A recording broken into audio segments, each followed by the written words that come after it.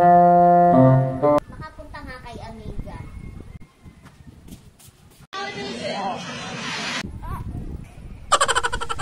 Kuya naman eh, dadaan lang eh.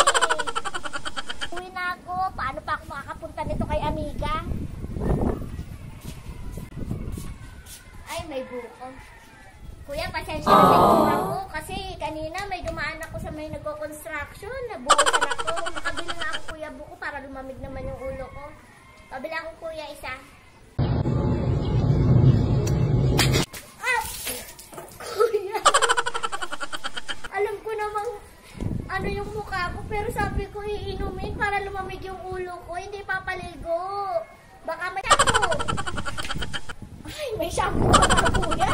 Grabe naman talaga. Oh, kuya, salamat!